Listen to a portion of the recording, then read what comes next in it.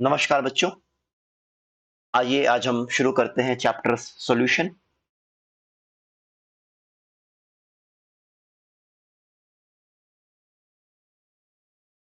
Solutions chapter class 12th का topic है। इस टॉपिक की हम बेसिक्स से हम शुरू करेंगे सो दैट आपका एनसीईआरटी जिसमें बोर्ड्स कवर होगा, JEE mains, JEE advanced, NEET सारी रिक्वायरमेंट्स को हम यहाँ पे फुलफिल करने की कोशिश करेंगे। तो बने रहिए मेरे साथ। देखो बेटा, अगर मैं सॉल्यूशंस की बात करूं तो अगर मैं बिल्कुल बेसिक्स पे जाऊं तो आप लोगों ने क्लास 9th 10th में पढ़ा होगा कि स्टेट ऑफ मैटर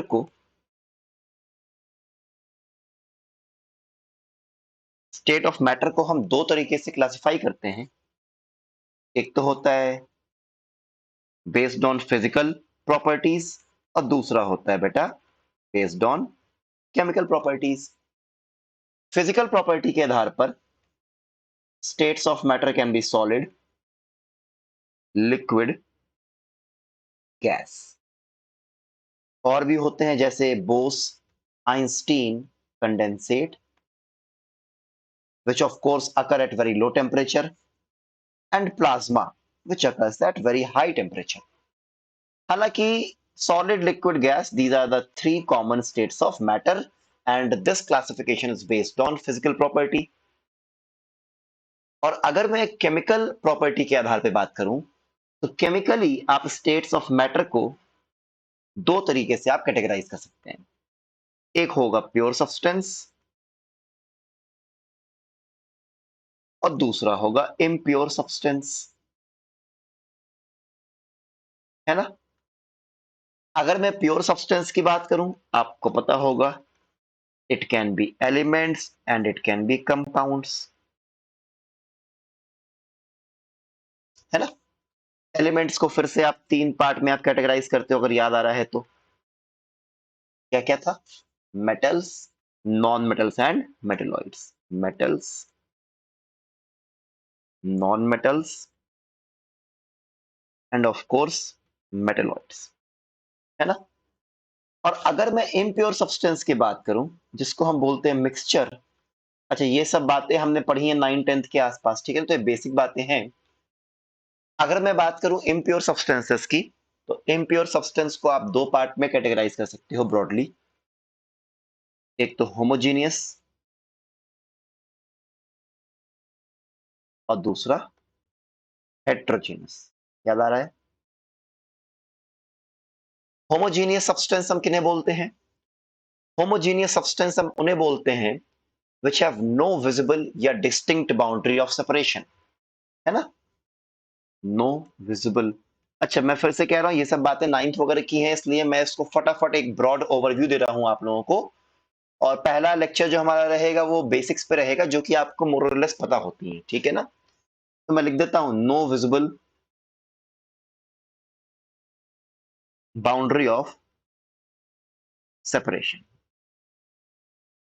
ठीक है ना। और इसको आप क्या बोलते हो? सोल्यूशन। क्या बोलोगे इसको? सोल्यूशन, जो कि हमारा चैप्टर, ठीक है। जैसे मान लो आपने पानी में शक्कर को घोल दिया, तो शक्कर और पानी अलग अलग आप नहीं सेपरेट कर सकते हो, मतलब सेपरेट कर सकते हो लेकिन शक्कर और पानी अलग अलग नहीं दिखते हैं। तो वो कैसा हो गया? होमोजीनियस मिक्सचर हो गया, ठीक है ना। आपने पानी में आपने अल्कोहल डिसॉल्व कर दिया, अल्कोहल डिसॉल्व हो जाता है पानी में, there is no visible boundary of separation, तो again it is a solution. ये चैप्टर ही क्या है? सॉल्यूशन पे है। हालांकि अगर हम हेट्रोजेनियस मिक्सचर की बात करें, इसको आप दो पार्ट में कैटेगराइज कर सकते हो। एक तो कोलॉइड, जो कि ऑफ कोर्स क्लास 12 का एक चैप्टर है सरफेस केमिस्ट्री, उसमें हम डील करेंगे,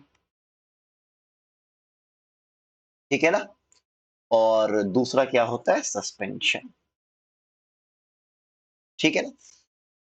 क्या मेरी बात यहां तक समझ में आ गई आप लोगों को? चलिए फिर, अब अगर मेरी बात आपको यहां तक समझ में आ गई तो हम अपने मेन टॉपिक पे आते हैं, सॉल्यूशन, ठीक है ना।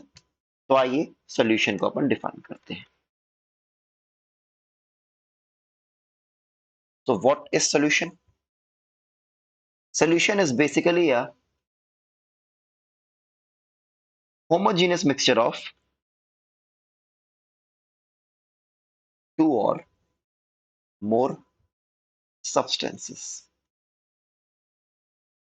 दो या दो से ज्यादा सब्सटेंसेस का जो होमोजीनियस मिक्सचर होता है बेटा, उसी को आप क्या बोलते हो? सॉल्यूशन बोलते हैं। क्या मेरी बात समझ में आ रही है? ठीक है। नेक्स्ट पॉइंट आपको क्या ध्यान देना है? नेक्स्ट पॉइंट आपको ये ध्यान देना है कि जो आपका सॉल्यूशन होता है उसमें particle size is less than 1 nanometre. तो मैं लिखता हूं कि particle size is less than 1 nanometre. When I say particle size से मेरा मतलब क्या होगा बेटा? डायामीटर। पार्टिकल साइज से मेरा मतलब क्या होगा बताओ? डायामीटर। ठीक है ना? चलो, अब जहां कहीं भी बात सॉल्यूशंस की आती है, जहां कहीं भी बात सॉल्यूशंस की आती है, तो सॉल्यूशंस के दो पार्ट होते हैं। एक तो होता है सॉल्यूट और दूसरा क्या होता है? सॉल्वेंट। एक होता है सॉल्यूट, दूसरा होता है सॉल्वेंट। तो मैं लिखता हूं कि सॉल्यूशन के दो पार्ट होते हैं बेटा। एक तो होता है सॉल्यूट और दूसरा क्या होता है? सॉल्वेंट। बेहतर रहेगा कि अगर इनके मतलब को हम यहीं पे समझ जाएं कि what is the definition of solute, what is the definition of solvent. तो आइए लिखते हैं। इसके दो केस बनते हैं। पहला case, when the physical state of both the components are different। both the components से मेरा मतलब क्या है? components से मेरा मतलब क्या है? component से मेरा मतलब यहां पे जो solute और solvent है उससे। ठीक है ना? when physical state of the components are different। physical states, अरे components से मेरा मतलब क्या है बेटा? जैसे जिन जिन सब्सटेंसेस से सॉल्यूशन बनाया गया है, जैसे आपने शक्कर में पानी घोल दिया तो एक कंपोनेंट शक्कर है और एक कंपोनेंट क्या है? पानी। ठीक है ना? तो जब फिजिकल स्टेट अलग अलग हो तब सॉल्यूट और सॉल्वेंट को हम कैसे डिफाइन करते हैं? तो समझिएगा, मैं लिखता हूं द मैं ब्लैक पेन से लिखता हूं तो दैट जहां पे इंपॉर्टेंट है मैं उसको रेड कर दूंगा। The component whose physical state is same as that of the component whose physical state is same as that of the solution is known as solvent। very very important। while the other component मतलब whose physical state is different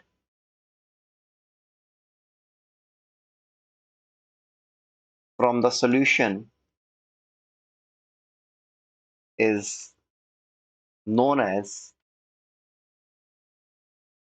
solute।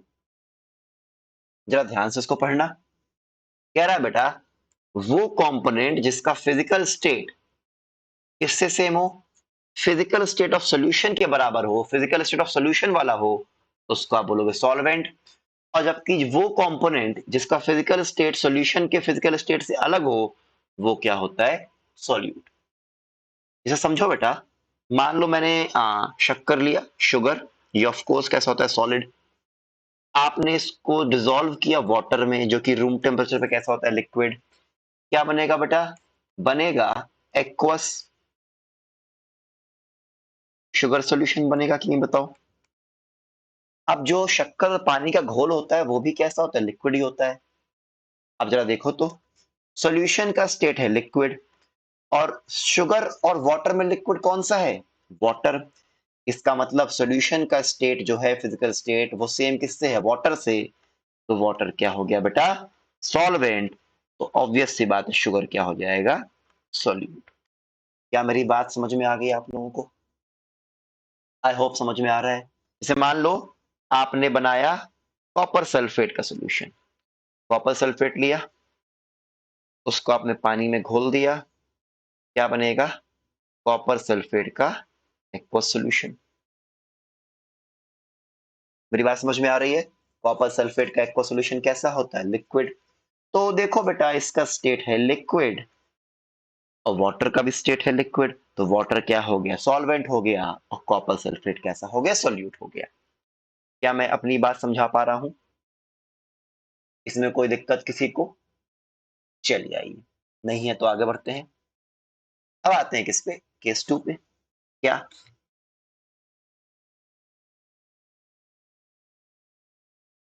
when the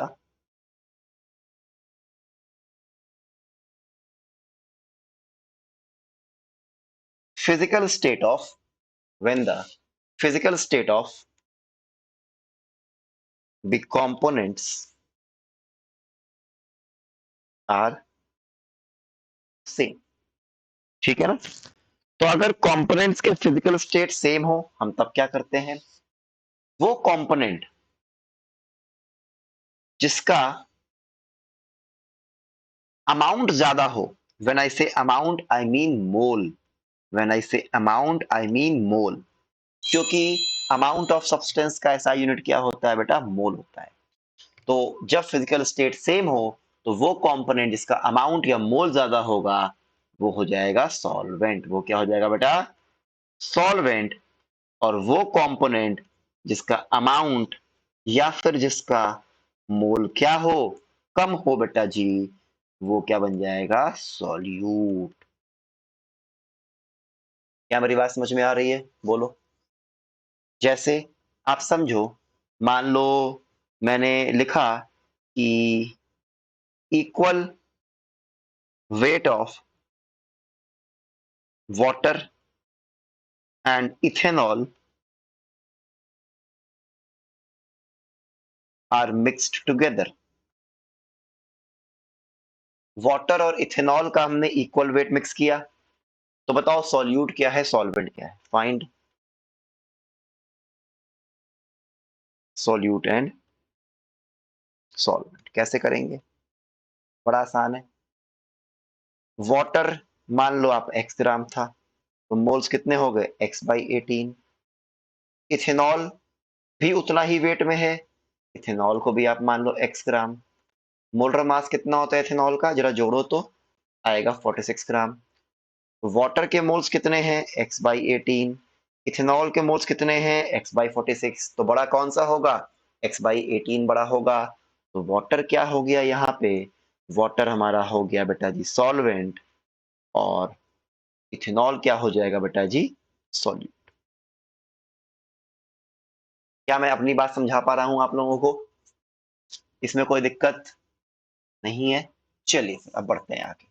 अच्छा, एक बड़ा प्यारा सा question, जैसे मान लो question दिया गया कि कॉपर सल्फेट डॉट 5H2O का क्रिस्टल है, ये कैसा है, हाइड्रेटेड सॉल्ट है ये, है ना। कॉपर सल्फेट डॉट 5H2O क्या बोलते हैं इसको, नीला थोथा, हिंदी में क्या बोलते हैं, नीला थोथा, और अंग्रेजी में ब्लू विट्रियोल या कॉपर सल्फेट डॉट 5H2O। खैर, तो कॉपर सल्फेट डॉट 5H2O जो क्रिस्टल है, इसमें हमको बताना है कि सॉल्यूट क्या है, सॉल्वेंट क्या है। अच्छा, ये जो कॉपर सल्फेट डॉट 5H2O है, it is itself a solution. कई बार बच्चों के मन में ये भ्रांति रहती है कि सॉल्यूशन का स्टेट हमेशा लिक्विड होगा, नहीं। सॉल्यूशन कोई भी होमोजीनियस मिक्सचर को आप बोल सकते हो, जैसे एलॉय, एलॉय में जैसे मान लो मैंने लिया ब्रास, ब्रास में क्या होता है, कॉपर और जिंक। लेकिन क्या कॉपर और जिंक के एटम्स अलग अलग दिखते हैं आपको, नहीं ना, वो भी एक सॉल्यूशन है, उसको हम बोलते हैं सॉलिड सॉल्यूशन।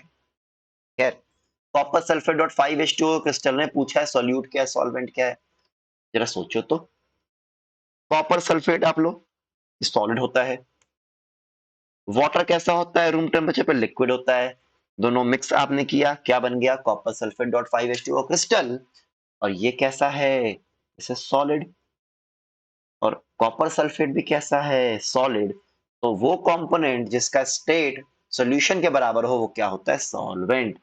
इस बार कॉपर सल्फेट बन गया सॉल्वेंट और वाटर क्या बन गया? सॉल्यूट। Very very important. तो इसका मतलब जो भी आपका हाइड्रेटेड सॉलिड होगा उसमें जो एनहाइड्रस सॉल्ट जो होगा वो क्या होगा? सॉल्वेंट। और जबकि वाटर क्या हो जाएगा? सॉल्यूट। जैसे मैंने आपको दिया हरा थोथा, ग्रीन विट्रियॉल, FeSO4.7H2O क्रिस्टल। जाहिर सी बात है FeSO4 क्या हो गया? सॉल्वेंट। और वाटर क्या हो गया? सॉल्यूट। लेकिन अगर इसी कॉपर सल्फेट को अगर आपने पानी में घोल दिया था, aqua solution of copper sulphate, उसमें क्या था? वहां पे पानी सॉल्वेंट था, कॉपर सल्फेट सॉल्यूट था। लेकिन हाइड्रेटेड क्रिस्टल में क्या होगा? पानी होगा सॉल्यूट और कॉपर सल्फेट क्या होगा? सॉल्वेंट। ये बात ध्यान से समझनी है आपको। मैं फिर से रिपीट करता हूं, सॉल्ट का एक्वा सॉल्यूशन बनाओ तो पानी होगा सॉल्वेंट, सॉल्ट होगा क्या? सॉल्यूट। लेकिन अगर कोई हाइड्रेटेड सॉल्ट हो तो उसका एनहाइड्रस फॉर्म होगा सॉल्वेंट और वाटर क्या होगा? Solute. Am I making my point clear? इसमें कोई दिक्कत तो नहीं है? चलिए, आई डोंट फील कोई दिक्कत है इसमें। ठीक है, अब देखो आप। अब होता क्या है बेटा कि जैसे मान लो मैंने मुझे शक्कर और पानी पीने का मन किया, शक्कर में पानी डाल के, तो मैं क्या करूंगा? शक्कर लिया, पानी लिया, मिक्स कर दिया। तो सॉल्यूशन में दो कंपोनेंट है। तो जिन सॉल्यूशन में दो कंपोनेंट्स होते हैं बेटा उनको अपन क्या बोलते हैं? Binary solution. क्या बोलते हैं? Binary solution. और इनफैक्ट बाइनरी सॉल्यूशन ही हमारे सिलेबस में है। हमारे सिलेबस में हमें क्या पढ़ना है? Binary solution. जिन सॉल्यूशन में तीन कंपोनेंट्स हो बेटा, जैसे मान लो मेरा मन किया कि यार नमक डाल के पानी में मजा नहीं आया, आइए इसमें चीनी भी डाल देते हैं, ओआरएस बना लेते हैं। तो तीन कंपोनेंट हो गया, पानी था सॉल्वेंट और शक्कर और नमक क्या हो गए? सॉल्यूट। इसको अपन बोलते हैं टर्नरी सॉल्यूशन। क्या बोलते हैं बेटा? Ternary solution. क्लियर है? और जिन सॉल्यूशन में चार कंपोनेंट्स होते हैं बेटा उन्हें अपन क्या बोलते हैं?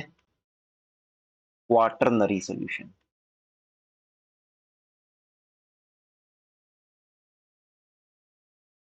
क्या ये बात समझ में आ गई? हालांकि हमें हमारे चैप्टर में डील किसे करना है बेटा? बाइनरी सॉल्यूशन को डील करना है।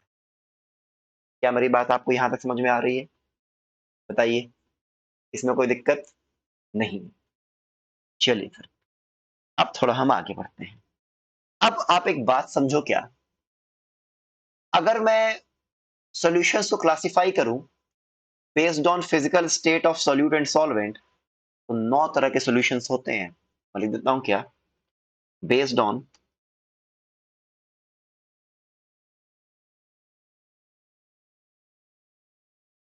Physical state of solute and solvent, comma 9 types of solutions are possible। हाँ सर जी, कैसे 9 तरह के? बड़ा ही आसान, आप कहोगे ये क्या? यहां आप लिखो सॉल्यूट, मान लो यहां मैंने लिखा सॉल्यूट, फिर मैंने लिखा सॉल्वेंट और फिर मैंने कोट किए उनके एग्जाम्पल। ठीक है ना? तो आप क्या करो, एक बार आप सॉल्वेंट लो, क्या? सॉलिड। तो solute can be solid liquid gas. फिर सॉल्वेंट आप लो liquid, solute can be again solid liquid gas. फिर आप सॉल्वेंट लो gas, again solute can be solid liquid. तो अगर अगर सॉल्वेंट होता है सॉलिड तो उसको हम बोलते हैं सॉलिड सॉल्यूशन। क्या बोलते हैं? Solid solution. अगर सॉल्वेंट होता है लिक्विड तो बोलते हैं लिक्विड सॉल्यूशन। हमारे सिलेबस में जो मैंने कहा था ना बाइनरी सॉल्यूशन है, बाइनरी सॉल्यूशन में भी हमारे सिलेबस में क्या है? Binary liquid solution. ठीक है ना, हमें यही पढ़ना है। और खैर, और अगर सॉल्वेंट हो गैस तो उसको हम क्या बोलेंगे बेटा? Gaseous solution. क्या बोलेंगे? Gaseous solution. ठीक है ना? क्या मेरी बात यहां तक समझ में आ रही है? चलो, अब एग्जांपल जरा दो तो। अगर मैं बात करूं किसकी? सॉलिड। इन सॉलिड की एग्जांपल क्या होगा? एलॉयज, जैसे ब्रास हुआ। ब्रास में क्या होता है? कॉपर प्लस जिंक, पढ़ा है डी ब्लॉक में। ब्रॉन्ज हुआ। ब्रॉन्ज में क्या होता है? Copper plus tin. एनसीईआरटी ने सॉल्यूशंस चैप्टर के पहले पेज पर एक और एग्जांपल लिखा है, जर्मन सिल्वर। जर्मन सिल्वर में सिल्वर नहीं होता है, it has just silver like properties. इसमें होता है copper, zinc and I think निकल। ठीक है, निकल। लिक्विड इन सॉलिड, इसका एग्जांपल जिंक एमालगम। एमालगम आप किसे बोलते हो? अलॉय विथ मरकरी को आप क्या बोलते हो? जिंक अमालगम। क्या बोलते हो? अलॉय विथ मरकरी को अमालगम। अमालगम is nothing but alloy with mercury. Mercury of course liquid form में होता है रूम टेम्परेचर पर। Gas in solid, gas in solid का क्या होगा एग्जांपल? ऑक्लूजन। मतलब ऑक्लूजन मतलब क्या होता है? एड्सॉर्प्शन। जैसे एड्सॉर्प्शन मतलब सरफेस पे आकर रिटेन करना। एक चैप्टर दिया है, मान लो मैंने लिखा है एड्सॉर्प्शन ऑफ हाइड्रोजन ऑन निकल सरफेस। इसे पढ़ते हो ना कि ये डबल बॉन्ड है, इसको हाइड्रोजनेट करना है मुझे, तो मैं निकल या पैलाडियम या प्लैटिनम को यूज करता हूं कि नहीं आता कैटलिस्ट? बोलो। तो ये जो निकल है, पैलाडियम है या प्लैटिनम है, वो क्या करता है बेटा? हाइड्रोजन को अपने ऊपर एब्सॉर्ब करता है। ऑक्लूजन बोलते हैं इसको। सॉलिड, सॉलिड इन लिक्विड, अरे बात तब से कह रहा हूं मैं। जैसे शुगर सोल्यूशन है ना, एक्वा शुगर सोल्यूशन। जो भी घोलना है घोल दो, शुगर नमक ये सब घोलना है घोल दो, है ना। Liquid in liquid, ethanol plus water. Gas in liquid, soft drinks, या फिर आप बोलते हो कार्बोनेटेड ड्रिंक्स। जो सॉफ्ट ड्रिंक खोलते हो ना, एप्पी फिज हुआ, पेप्सी हुआ, कोका कोला हुआ, उसमें हाई प्रेशर पे CO2 गैस बबल करते हैं। इसके बारे में भी हम पढ़ेंगे। ठीक है ना। नेक्स्ट क्या है?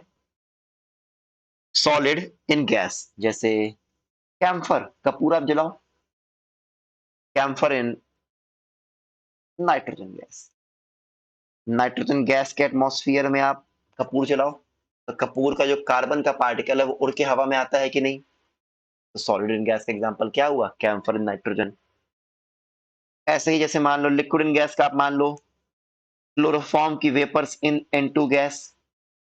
और गैस इन गैस का तो एग्जांपल है एयर, जो कि मेनली O2 प्लस N2 का मिक्सचर होता है। ठीक है, तो आज हमने सॉल्यूशंस का थोड़ा बहुत बेसिक पार्ट देखा, और ये पार्ट वो हैं जो कि आपको पता भी होता है मोरलेस। मेरी रिक्वेस्ट है, जब भी आप नेक्स्ट क्लास में आओ तो मेक श्योर करो कि मोल कंसेप्ट से आप लोग कंसेंट्रेशन टर्म रिवाइज करो। कंसेंट्रेशन टर्म मतलब जिसमें आप molarity, molality, mole fraction, percentage weight by weight, percentage volume by volume, ये सब आप पढ़ते हो। ठीक है ना। चलिए फिर, that's all for today. Thank you all, happy learning, bye bye, thank you.